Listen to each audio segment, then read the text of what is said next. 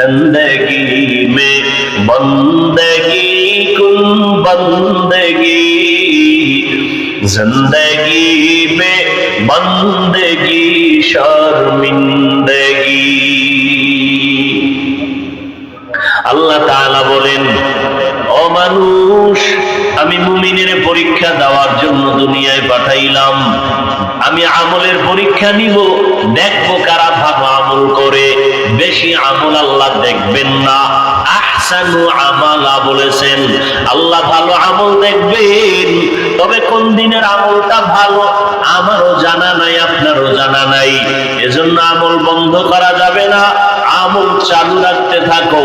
একদিন আমল করতে করতে করতে করতে এক সময় ইখলাস চলে আসবে, আল্লাহর মোহাব্বত ভরে আমল হবে। জীবনে 50,000 সেজদা দিবা, এক সেজদা যদি আল্লাহর কাছে ভালো বলে কবুল হয়, তোমার 49,000 সেজদা যদি কাজে নাও লাগে, ওই এক সেজদা জান্নাত ওয়াজিব করে ফেলবে। আতিনা ফি দারে দুনিয়া না হাসান, আতিনা ফি দারে উকবা না হাসান, ইয়া গিয়াসাল মুস্তাগীসিন দিনা ইফতিখারা বিল উলুমে ওয়াল গিনা। हर घड़ी देने को तू तैयार है, जो न मांगे उससे तू बेजार है। আল্লাহ পাক রব্বুল আলামিন বলেন, আমি আমলের পরীক্ষা নিব। অন্য আয়াতে আল্লাহ বলেন, আমি 5টা জিনিসের দ্বারা পরীক্ষা নিব। পাস যারা করতে চাও, তোমাদের জন্য একটা পুঁজি লাগবে। ওই পুঁজিটা না থাকলে কেউ পরীক্ষায় পাস করতে পারবা না। ওই পুঁজিটার নাম হলো ধৈর্য। পুঁজির নাম কি? ওই পুঁজি না থাকলে পাস করা যাবে? এই ধৈর্য আবার 3 প্রকার। ইবাদতের বেলায় ধৈর্য, মুসিবতের বেলায় ধৈর্য, গুনাহের বেলায় ধৈর্য। এই ইবাদত, এখানে আপনারা যারা বলছেন, এটাও কিন্তু ইবাদতের অংশ। ধৈর্য যাদের নাই, এরা ফেল, পাস করতে পারে নাই। মোনাজাতটা দিয়ে যাবেন, ধৈর্য না থাকলে এটা সম্ভব না। মদিনার নবী বলেন, কোন আল্লাহর গোলাম ঘর থেকে যখন উলামায়ে আহলে হকের মোলাকাতে, দ্বীনের আলোচনার মজলিসে রওনা হয়, প্রত্যেকের সাথে আমার আল্লাহ 70,000 রহমতের ফেরেশতাকে কাফেলা বানায় দেয়। এখানে বসা মাত্রই জীবনের সব গুনাহ মাফ। আরো আস্তে করে বল, আল্লাহ কি আস্তে বললে শুনেন না? শুনেন না? জোরে বলার দরকার কি? আজকে ফজর থেকে ফরজ নামাজের কেরাতগুলো ইমামকে বলবেন আস্তে পড়ো। আল্লাহ আস্তে বললেও শুনে। চলবে চালাকি? যুক্তি চলবে? যুক্তি দিয়া নাস্তিক হওয়া যায়, আল্লাহ পাওয়া যায়। মুসলমানের বাচ্চা শিক্ষিতা, এমবিবিএস ডাক্তার, নাম কত সুন্দর, তাসলিমা, হয়ে গেছে বেঈমান। কেন? যুক্তি দিয়া ইসলামকে বুঝতে চাইছে। যুক্তি দিয়া বেঈমান হওয়া যায়, নাস্তিক হওয়া যায়, মুরতাদ হওয়া যায়, আল্লাহ পাওয়া যায়।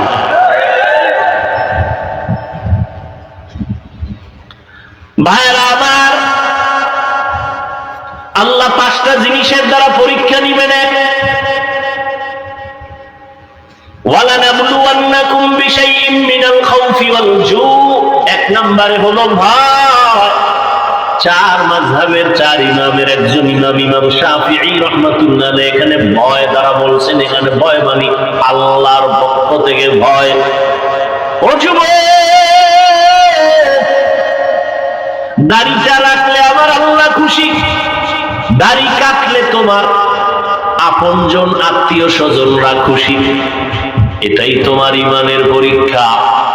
যদি তুমি দাড়ি রাখো, তোমার আত্মীয় স্বজন বেজার, ম্যাডাম বেজার, শালি দুলাভাই বেজার, বেআই সাহেব বেজার, আল্লাহ খুশি। আর যদি দাড়ি কাটো, আল্লাহ বেজার, জাহান্নামের আগুন। এটাই তোমার ভয়ের পরীক্ষা। তুমি আল্লাহর ভয়ে দাড়ি রাখবা নাকি তোমার আত্মীয়র ভয়ে দাড়ি কাটবা? এটা তোমার ইমানের। আর বলে আল্লাহ দিতে পারি, আমার আল্লাহরে বেজার করতে পারি না। এরা আল্লাহর ভয়কে জয় করিয়া ওখানে তারা বিজয়ের মালা গলায় পরে শাহাদাতের দরজা দিয়া বিনা হিসাবে জান্নাতে যায়। একজন আব্বা যান, তিনি মানুষের ঘুরা ঘুরা হাসি আর মিষ্টি খাওয়ায়। সাংবাদিকরা বলে, ও ফিলিস্তিনি ভাই, মিষ্টি খাওয়াও কেন, আনন্দ কেন? আমার 2 সন্তান এই জালেমের জুলুমের শিকার হইয়া শাহাদাতের দরজা দিয়ে আমার সন্তান জান্নাতে গেছে, আমি আনন্দিত। আমিও রেডি হয়ে যাইতেছি, এই শাহাদাতের দরজা দিয়া জান্নাতে চলে যাব। শাহাদাতের মরণ সোজা বিনা হিসাবে জান্নাত পাওয়ার মরণ। তো এখানেও ঝামেলা আছে, যদি মানুষকে দেখানোর জন্য কোনো রিয়া ঢুকে যায়। ভাইরা আমার, আল্লাহর ভয় দ্বিতীয় সংক্ষেপ বললাম। দ্বিতীয়টা হলো ক্ষুধা, তার আল্লাহ পরীক্ষা নিবেন ক্ষুধা। ইমাম শাফিঈ রাহমাতুল্লাহ আলাইহি বলেন, এখানে ক্ষুধা মানে হলো রোজা। রোজা আল্লাহ ক্ষুধা দিয়া পরীক্ষা নেয়।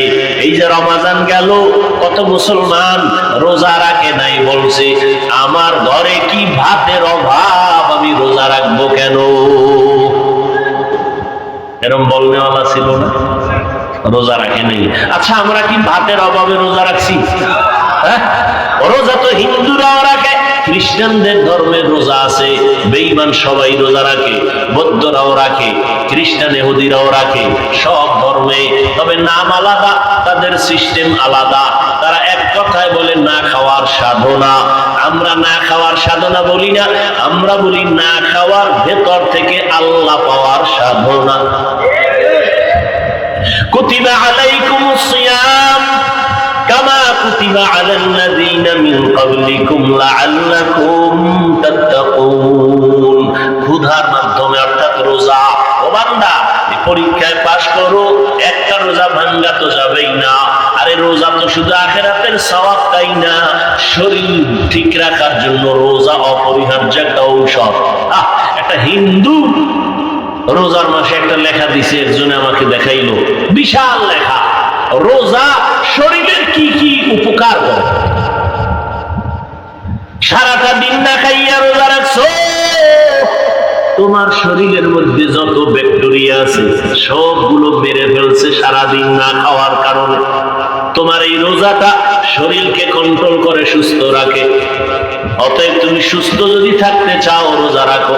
এজন্যই পৃথিবীর শ্রেষ্ঠ ডাক্তার, ডাক্তারদের ডাক্তার, মুফাসসিরদের মুফাসসির, মুহাদ্দিসগণের মুহাদ্দিস, সমস্ত মুফতিদের শ্রেষ্ঠ মুফতি রাহমাতুল লিল আলামিন শুধু রমাজান না, প্রত্যেক সোমবার এবং বৃহস্পতিবার সপ্তাহে নবী রোজা রাখতেন। সোমবার আর বৃহস্পতিবার রোজা রাখবেন। একটু কষ্ট হবে, অভ্যাস করে ফেলাইলে দেখবেন শরীর তাজা, রোগ সব কম হবে। 3 নাম্বার পরীক্ষা হলো ওয়ানাফসিম মিনাল আমওয়াল, সম্পদের ঘাটতি। ইমাম শাফিঈ রাহমাতুল্লাহ আলাইহি বলেন, সম্পদের ঘাটতি মানে হলো যাকাত। কিয়ামতের আগে বড় লোকেরা যাকাত দিবে না, যাকাত দেওয়াটাকে জরিমানা মনে করে। অথচ আমি তো চ্যালেঞ্জ দিয়া বলি, আল্লাহর জাতের কসম, এই জমিনে বারবার আমরা ব্যানার দেখি, সাইনবোর্ড দেখি রাস্তার পাশে, দারিদ্র বিমোচন করো, দারিদ্র বিমোচন। আল্লাহর কসম, এই দেশে যতদিন পর্যন্ত পাই টু পাই হিসাব করে যাকাত বড় লোকেরা দিবে না, ততদিন পর্যন্ত দারিদ্র বিমোচন হবে না। আর যাকাত ঠিক মতো দিবে, দারিদ্রতা থাকবেই না ইনশাআল্লাহ। ও ভাই, ধনী বানায় কে? গরিব বানায় কে? এই জন্য আল্লাহ আইন করছে, ধনীরা তো ধনী, গরিবেরও সবল বানাও, যাকাত দিয়ে দাও। এটা যাকাতের 100 টাকা 2.5 টাকার মালিক তুমি না, এটা গরিব, গরিবকে দিয়ে দাও। ইয়া আইয়ুহান নাস আনতুমুল ফুকারাউ ইলাল্লাহ ওয়াল্লাহু হুয়াল গনিয়্যুল হামিদ।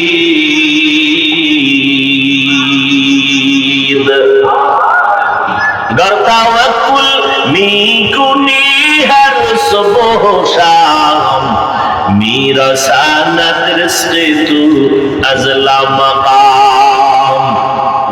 আল্লাহ মালের ঘাটতি দিয়া পরীক্ষা নিবেন, অর্থাৎ যাকাত দাও। গরিবেরা তো যাকাত দিতে পারবে না, আল্লাহ বলেন তোমরা জানের কোরবানি করো, জান দিয়া আল্লাহর রাস্তায় পরীক্ষায় নেমে যাও। ইমাম শাফিঈ রাহমাতুল্লাহ আলাইহি বলেন জানের ঘাটতি দ্বারা এখানে উদ্দেশ্য হলো রোগ বিমার, অসুস্থতা। আল্লাহ মাঝে মাঝে সুস্থ মানুষটারে অসুস্থ বানাইয়া পরীক্ষা করবেন। পাস যদি করতে চাও ধৈর্যের পাহাড় লাগবে, ধৈর্য ছাড়া তুমি আগাইতে পারবা না। ধৈর্য এমন একটা সম্পদ, যারা অর্জন করবা আল্লাহ তাদের শ্রেষ্ঠ দুইটা পুরস্কার দিবেন। একটা দিবেন দুনিয়াতে, আর একটা দিবেন পরকালে। দুনিয়ার পুরস্কার আল্লাহ বলে ধৈর্য ধারণকারী আমি আল্লাহ তোমার সাথী হয়ে থাকবো, আল্লাহ সঙ্গী হয়ে যাবেন। আখিরাতের পুরস্কার আল্লাহ বিনা হিসাবে জান্নাত দিয়ে দিবেন। সুবহানাল্লাহ। আসে না? ওরে আল্লাহর গোলাম, ফলের ঘাটতি, বলে ফল মানে এখানে সন্তান। আল্লাহ সন্তান দিয়া মাঝে মাঝে পরীক্ষায় ফালাবেন। ও পর্দার আড়ালের আম্মা জান, আল্লাহ সন্তান দিছেন বড় নিয়ামত, এটা পরীক্ষা হিসাবে। সন্তানটাকে মানুষ বানাইবেন, আপনি ডাক্তার বানান, ইঞ্জিনিয়ার বানান, আদর্শ শিখায় যান। আদর্শ ডাক্তার হবে, আল্লাহর কোরআন পড়বে, ডাক্তারি করিয়াও মা বাবার জন্য দোয়া করবে, মানুষ তার জন্য দোয়া করবে। ও আম্মা জানেরা, সন্তান হলে জমিনের পরীক্ষা। আল্লাহ বলেন ইন্নামা আমওয়ালুকুম ওয়া আওলাদুকুম ফিতনা। দুনিয়ার সম্পদ আর সন্তান হলো পরীক্ষার বস্তু। ধৈর্যের সাথে পাহাড় হইয়া তুমি মোকাবেলা করো, পাশ করার জন্য চেষ্টা করো। সন্তান দুনিয়াতে আল্লাহ দিয়েছে, আল্লাহ মাঝে মাঝে নিয়ে যাবেন। সাহাবী যুদ্ধের ময়দানে গেলেন, ঘরের মধ্যে স্ত্রী আর সন্তান, বাচ্চার কেউ নাই। আল্লাহর বান্দি ঘরে আছেন, যুদ্ধ শেষ করে সাহাবী বাড়িতে রওনা। হঠাৎ এদিকে খবর তার স্ত্রীর সন্তানটা দুনিয়া থেকে ইন্তেকাল হয়ে গেল, মরে গেল। আল্লাহর বান্দি এতটা ধৈর্য ধারণকারিনী, বাচ্চাটার একটা চাদর দিয়ে শোয়া রাখছে, ঘুম পড়তেছে। রাতের বেলা স্বামী আসছে, খানা খাওয়ায় হাসি মুখে, কোনো আওয়াজ নাই। বলে আমার সন্তান কই? আল্লাহর বান্দি বলে সন্তান ঘুমায়। বলে নাই মারা গেছে, যুদ্ধ থেকে আসছে, অন্তরে আবার পেরেশানি জাগবে। এতটুকু চিন্তা একজন স্ত্রী করে, এর ঘরটা জান্নাতের বাগান ছাড়া আর কি। আর আমাদের আম্মা জানেরা হুদা টেলিফোন কইরা স্বামীরে পেরেশানি ভালায়, লাগে না এর ঘর একটা পেরেশানি দিয়ে রাখছে। আর ওই আল্লাহর বান্দি সাহাবীর স্ত্রী বলে না সন্তান মারা গেছে, জিজ্ঞেসে কই? ঘুমায়। রাতে খাওয়ায় ঘুম পড়ায় দিছে, স্ত্রীও ঘুমায়, স্বামীও ঘুমায়। ফজরের আজান হয়ে গেছে, নামাজ শেষ। এইবার স্ত্রী কয় স্বামী মনটা ভালো নি আপনার? কয় হ্যাঁ ভালো। একটা কথা বলবো, রাগ করবেন? কয় না তো। এই আল্লাহর বান্দারা, পর্দার আড়ালের মা, শুনো ইতিহাস। আল্লাহর বান্দি কয় আপনার কাছে যদি কেউ টাকা আমানত রাখে, কোনো জিনিস, আপনি রাখবেন নি? কাহা রাখবো। কাছে সময় মতো যদি চায় দিবেন নি? কা দিব। দিতে গিয়া মনে কোনো কষ্ট আসবে নি? কয় না, কোনো কষ্ট আসবে না। এবার আল্লাহর বান্দি ডেকে বলে ও স্বামী আমার, আল্লাহ একটা সন্তান দিয়েছিলেন আমাদেরকে আমানত। গতকাল আল্লাহ আমানত নিয়ে গেছেন, সন্তান দুনিয়াতে জিন্দা নাই। আল্লাহ আমানত নিয়ে গেছেন। স্বামী একটা চিৎকার মেরে বেহুশ হইয়া বসে আসিয়া কয় রে বিবি, আল্লাহর দেওয়া জিনিস নিয়ে গেছেন, কোনো দুঃখ নাই, কোনো কষ্ট নাই। আল্লাহর কাজের উপরে আমি খুশি, আল্লাহর উপরে কোনো প্রশ্ন নাই। কিন্তু আমি আশ্চর্য, আমি একটা পুরুষ মানুষ আর তুমি নারী, তুমি এতটা ধৈর্য কেমনে ধরেছো? আল্লাহ পাক কোরআন শরীফের মধ্যে নারী ধৈর্যের বেলায় যে সুসংবাদ দিচ্ছেন, তুমি সেই সুসংবাদ প্রাপ্তা হয়ে গেছো। আমার অন্তর বলে এই ধৈর্য তোমাকে জান্নাতে নিবে, তবে আমাকে ওয়াদা দাও তুমি জান্নাতে যাইবা, আমাকে নিয়ে যাইবা নি। ধৈর্য ও আল্লাহর বান্দা ও যুবক, আজকে আমিও তো তোমার মতো প্যান্ট শার্ট টাই লাগা দাড়ি কেটে রাস্তায় চললে কেউ আমারে বাধা দিত, কিন্তু টুপি মাথায় দিলে মাথা গরম, জামার কারণে শরীর গরম, সব বুঝি, তারপরও কেন নামাজ ছাড়ি না, বেপরদায় চলি না। ও যুবক বাবা, আমি এতক্ষণ তোমাদের চিল্লায় যে বয়ান করলাম, একবারও আমি বলি নাই স্কুল কলেজ বাদ দিয়া চলে আসো মাদ্রাসায় হুজুর হও, একবারও বলি না তাবলীগ না করলে জাহান্নামে যেতে হবে। আমি বড় আশা দিয়ে আশ্বাস দিয়ে গেলাম, স্কুলে পড়ো কলেজে পড়ো বাধা নাই, নবীর তরিকা মতো চলো, মা বাবার দোয়া নাও, আলেমের পরামর্শ নাও, মুরব্বীর সাথে কোনো বেয়াদবি করবা না। বলবা হাফিজ ভাই এটা আপনার দ্বারা সম্ভব, আমরা কেমনে করব, আমরা তো ভালো পরিবেশে থাকি না। এবার তোমার বিবেকের কাছে আমার প্রশ্ন, বাবা তোমার মতো যুবক জীবনে মাদ্রাসায় পড়ে নাই, স্কুলে পড়ে, কলেজে পড়ে, চাকরি করে, ব্যবসা করে, তুমি আমাকে জবাব দাও এই লাইনে থাকিয়াও 5 ওয়াক্ত নামাজ পড়ে আছে না না? তাহলে তুমি কেন পারবা না? মনটাকে বুঝাও রে যুবক। তোমার মতো যুবক কৃষি কাজ করে, নামাজ ছাড়ে না, তুমি কেন পারো না? তোমার মতো যুবক নদীর মধ্যে মাছ ধরে, নামাজ ছাড়ে না, তুমি কেন পারবা না রে বাবা? কয়দিন আর বাহাদুরি করবা? দেখো না এই যে রোজার ঈদটা গেল, কত মানুষ গেল, মইর একসাথে 22 জন মারা গেছে, 14 জন নাই, 11 জন নাই, বেশিরভাগ লাশ যুবক, যুবক, তাজা তাজা যুবক। ঘুমের ঘরেও কত যুবক মরে যায়। কয়দিন আর বাহাদুরি করবি রে যুবক? মনে বুঝাও, তোমার মতো যুবক যদি স্কুল কলেজে পড়িয়া চাকরি করে, র্যাব আর্মি পুলিশ বিডিআরের নামাজ পড়ে, ব্যবসা করে, নামাজ পড়ে, তুমি কেন পারবা না?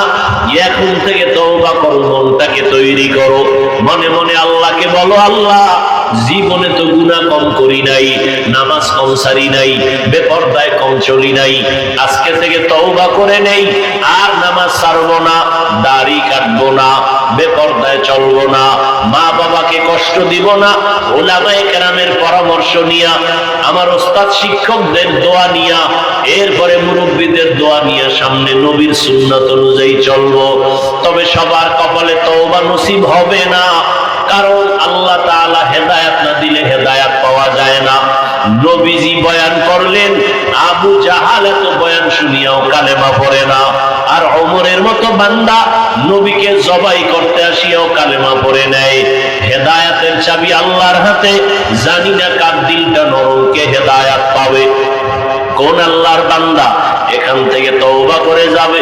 জীবনে তো কম গুনাহ করি নাই, আজকে থেকে চাকরি করি, স্কুলে পড়ি, আর যা করি, আর নামাজ ছাড়বো না, বেপরদায় চলবো না, মা বাবার সাথে বেয়াদবি করবো না, উলামায়ে কেরামের দোয়া নিয়ে, পরামর্শ নিয়ে নবীর তরিকায় চলবো।